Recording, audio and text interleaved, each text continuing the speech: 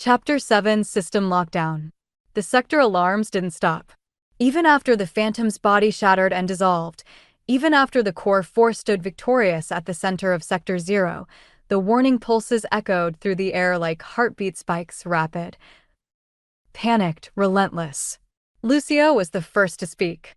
"They're spreading faster than we can respond." His visor streamed data in blue columns, each line representing a sector falling under corruption. The list grew longer by the second. Raymond frowned. "How many?" Lucio didn't look up. "Too many." Al stepped closer, his golden suit flickering with residual strain from the battle. The phantom that manifested here wasn't an isolated event. It was a model, a prototype, a first test. Darrell clenched his fists. His overclock conduits pulsed under his armor, reacting subconsciously to the intensity brewing inside him. He knew what came next. He hated it. "Lucio," he said, voice low. "Show me the spread." Lucio hesitated, then enlarged his display and projected it outward. A holographic map of the system unfolded above them, massive, luminous, interconnected. Normally, the sectors were displayed in tranquil blues and silvers, representing stability. Now, nearly a third of the grid glowed red. Corrupted. Active invasion points pulsed with red glyphs, each one like a burning wound. Raymond swore under his breath. "This many? Already?" Al shook his head. "Not already. We were distracted. The phantoms kept us busy while they multiplied." Lucio zoomed in on several zones. "They're moving with coordination, like a hive. Every sector that falls spreads to the ones adjacent to it." "What's the estimated collapse time?" Darrell asked. Lucio didn't want to answer. Lucio swallowed. "At current spread? The system collapses in roughly 12 minutes. Silence. Raymond stepped forward, muscles tensing. "Then we start punching. Clear a path. Stabilize the grid. We split up and no," I'll cut in sharply. "We split up, we die. It's not a fight anymore. It's a cascade." Darrell stared at the map. So much red. Too much red. Even with all four of them, even at full capacity, they would never reach even a fraction of the collapsing zones in time. The phantoms were multiplying exponentially, dozens, maybe hundreds. The system wasn't simply failing. It was being consumed. A decision crystallized in Darrell's mind, cold and heavy. There's only one option. All three turned toward him. Lucio already suspected. His visor dimmed. "Darrell, no." Raymond frowned.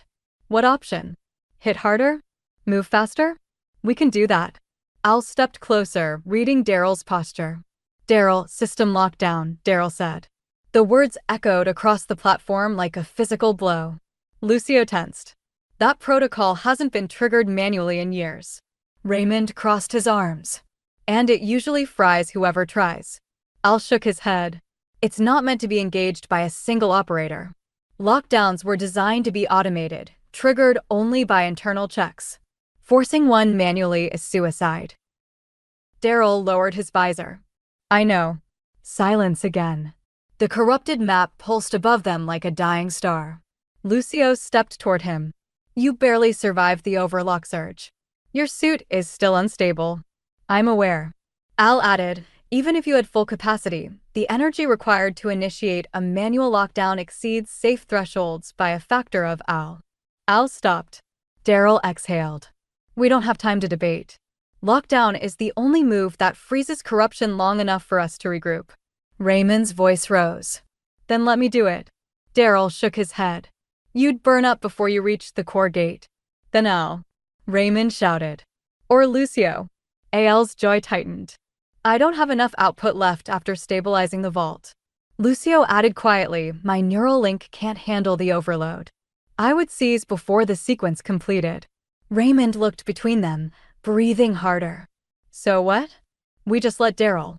"It's not about letting me," Darrell said. "It's about who can endure the overlock long enough to brute force the locks." Silence again. He waited for someone to argue.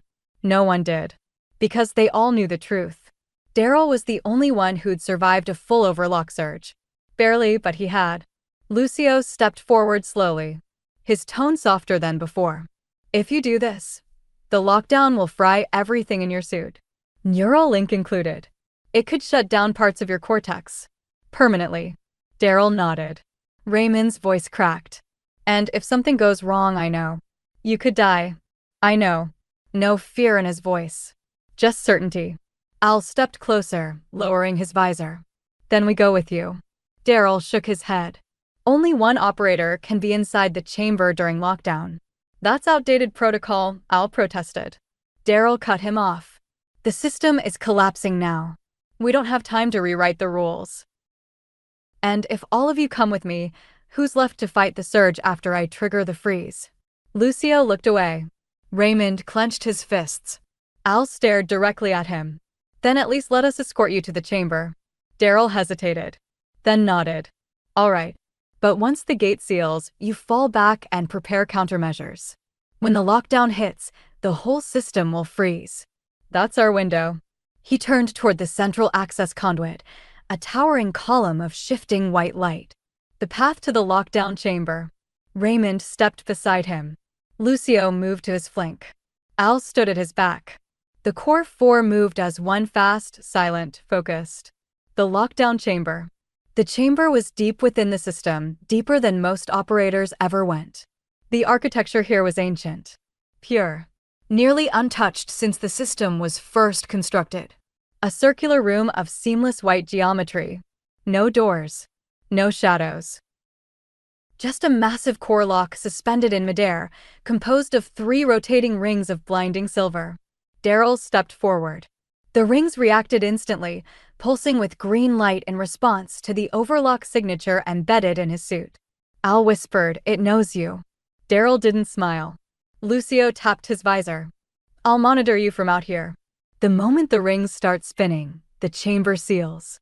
Raymond placed a hand on Darrell's shoulder. "You come back," he said quietly. "Or I'll drag your digital ghost out myself." Darrell snorted softly. "Sounds like you." Al added, "Darrell, good luck." Lucio said nothing, but his visor dimmed in a way Darrell understood. Acknowledgement. Respect. Worry. Darrell stepped into the center of the chamber. The rings spun faster.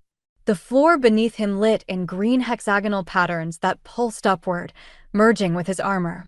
A deep rumbling sound filled the room. The door sealed behind him. Al, Lucio, and Raymond stepped back.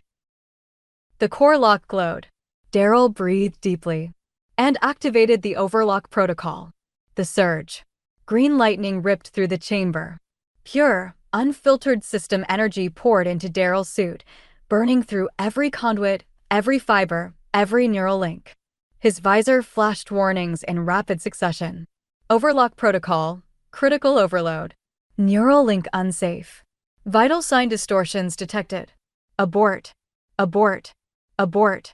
Darrell roared, forcing his legs to remain stable as the power tore through him. The first lock engaged, a massive rotating ring snapping into alignment. Outside, Al monitored readings with wide eyes. "He's taking too much." "He won't last long," Lucio snapped. "Trust him." The second ring engaged. The chamber shook violently, green light blasting through the walls in pulsing waves. Inside, Darrell's voice strained through clenched teeth. "Come on." He pushed harder, reaching deep into the overclock's unstable reservoir, tapping energy no human was meant to channel. His body screamed. His suit cracked. His neural link spiked. The third ring spun. Locked. A blinding flash filled the chamber. And then lockdown activation. The system froze. Every corrupted thread. Every spreading breach.